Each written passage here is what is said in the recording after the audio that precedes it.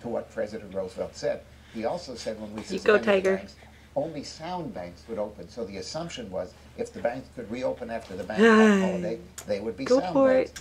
Nobody has that credibility. Yay, we have go for popularity, it. but not credibility. Come on. I think that it's a very good point. And one thing that's interesting to your point about a war on wealth, I mean, certainly that's how it's been portrayed, and it makes a point across the country. But when you also look through what he has said consistently, what he's putting through in tax policy is what he said he would do. Right? He's being consistent with his election promises. He's crawling and watching Meet the Press at the same time. 2011, so ignore them. Obviously, that's a concern because just the announcement of them is negative. We love Meet the Press. But in terms of who he is, it is interesting when he has been Oh, you're going to be so smart. Pick on executive compensation, but then I'm going to have so many political opinions. Do not disparage wealth. And I can crawl. Get it? We can't be seen as helping bankers. And then he'll say, "Oh, good one. We gotta land on a baby doll or bunny doll." Anger. So he is trying to keep that middle line, and whether it is the Democrats or whether it is the Republicans, they're forcing him into a more strident position in terms of how people see him, and I think that's the risk. Can he be seen as a moderate? But Lika, here's my question. What role does economic populism play in this crisis on the left and the right? Good job. And the anger that the president talks about.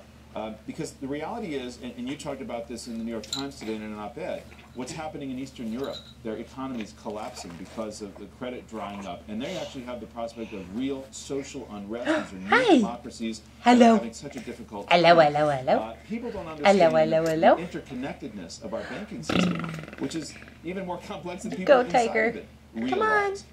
Without clarity, both to the market and also understanding on the part of the American people about political will. Thank you. Well, I think it takes political leadership. Sharing that with me. In 1933, they held hearings in Congress, and we discovered that President Chase had shorted the stock of his bank and made $4 million in the Great Crash. Hi.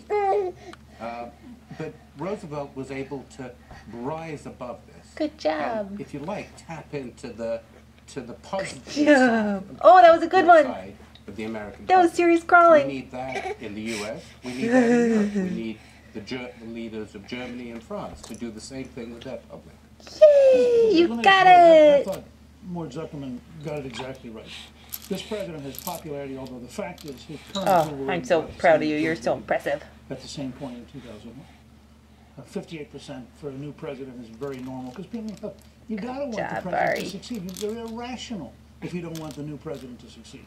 Because if he doesn't succeed, the country doesn't succeed. So that's not... Do you think Republicans are discordant on that point about whether they want him to fail or succeed? I don't think anyone should want the President of the United States to fail. I want some of his policies to Good job, Mhairi. I don't want the President of the United States to fail. I want him to learn new policies. But I think Mort's distinction between popularity and credibility is very important. Oh, I'm exhausted. Because what he's doing is undermining his credibility.